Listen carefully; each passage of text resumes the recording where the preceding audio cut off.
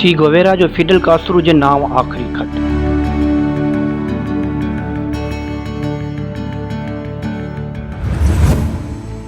हिन वक़्तु मूंखे अव्हां सां पंहिंजी दोस्ती बाबति खोड़ सारियूं शयूं यादि अची रहियूं आहिनि। मूंखे उहो ॾींहुं यादि अची रहियो आहे जॾहिं मारिया एंटोनियो जे घर में पंहिंजी पहिरीं मुलाक़ात थी हुई। फिडल जॾहिं अव्हां मूंखे इनकलाब में शामिलु थियण जी दावत ॾिनी ऐं इनकलाब जी तयारी में असांखे जेकी ॾुखियायूं भोगणियूं पियूं हुयूं उहे सभु यादि अथमि ऐं उहे वरी यादि अची रहियूं आहिनि।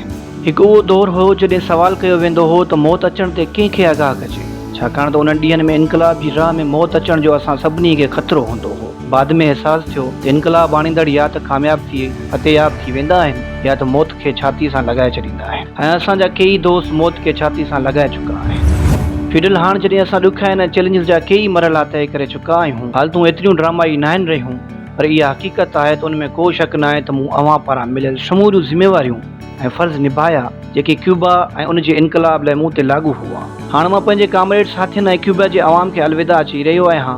ॼाणा थो त आऊं ऐं क्यूबा जो अवाम इनकलाब जी राह में हमसफ़र हुआसीं। अॼु मां पार्टी जी अॻुवाणी, वज़ारत, फ़ौज में मेजर जे उहिदे ऐं क्यूबिन शहरियत तां इस्तीफ़ा ॾेई रहियो आहियां। हाणे क़ानूनी तौर ते क्यूबा सां मुंहिंजो को बि वास्तो न आहे रहियो। हाणे रुॻो उहे लाॻापा रहंदा जेके ॿी नोयत जा आहिनि, जेके अटूट आहिनि। मुंहिंजा प्यारा दोस्त फिडल, मां जॾहिं माज़ी ॾांहुं झाती पायां थो त मूंखे अहसासु थिए थो त मां इनकलाब जी कामयाबी लाइ ख़ूब महिनत ऐं बहादुरी जो मुज़ाहिरो कयो। फिडल, हा, शुरू में अव्हां ते भरोसो न करणु मुंहिंजी सभ खां वॾी ग़लती हुई। तस्लीम कयां थो त अव्हां जे इनकलाबी ऐं सिपा सालाराणी सालाहियतनि खे सम्झण में मूंखे कुझु वक़्तु लॻियो। अव्हां ऐं क्यूबा जे अवाम सां कुझु यादगार ॾींहं गुज़ारिया आहिनि। मूंखे इनकलाब जी जदोजहद में शामिलु थियण ते फ़ख़्रु आहे। इहा ॿी ॻाल्हि आहे त कैरेबियन बहिरान दौरान असांखे कुझु सोगवार ॾींहं बि ॾिसणा पिया हुआ, पर उन्हनि ॾुखियनि हालतनि में अवाम जी सुठे नमूने रहनुमाई कई ऐं मूं बि ईमानदारी सां अव्हां जी पोइ लॻी कई ऐं अव्हां जे असूलनि खे दिलि सां तस्लीम करे कमु कयो। फिडल, हाणे मां सम्झां थो त दुनिया जे ॿिनि मुल्कनि खे मुंहिंजी ख़िदमत जी ज़रूरत आहे ऐं अव्हां उन सफ़र में मुंहिंजो साथ न ॾेई सघंदो, छाकाणि त अव्हां जे कुल्हनि ते अव्हां जे क़ौम जे मुस्तक़बिल जे ज़िम्मेवारनि जो भार आहे। हाणे मां क्यूबा जे समूरनि उहिदनि ऐं ज़िम्मेवारियुनि खां आज़ादु आहियां, तंहिं करे अव्हां खे अलविदा अची रहियो आहियां। हा, इहो वाज़े करणु चाहियां थो त हीउ क़दम उभरंदड़ जज़्बनि ते खणी रहियो आहियां। ख़ुशी अथमि त ॾुख बि। मां पंहिंजे पुठियां ख़्वाब, पंहिंजा आदर्श, पंहिंजा अज़ीज़ छॾे पियो वञा। मां उन धरती ऐं उन्हनि माण्हुनि खां धार थी रहियो आहियां जॾहिं मूंखे पंहिंजो पुटु कोठियो हो। फिडल, अव्हां मूंखे जंग जा अदब सेखारिया। मां उन जंग जे नवनि मोर्चनि तरफ़ वञी रहियो आहियां। मां उहो इनकलाबी रूह ॿियनि क़ौमनि जे अवाम में फूकणु चाहियां थो। साम्राज ख़िलाफ़ जंग खे पंहिंजो मुक़दस तरीन फ़र्ज़ सम्झां थो। जॾहिं इन जदोजहद में शामिलु थींदो आहियां त मुंहिंजे ज़ख़्मनि ते मलम लॻी वेंदो आहे। फिडल, मां वाज़े थो कयां त हाणे क्यूबा मुंहिंजे अमालनि जो ज़िम्मेवार न आहे।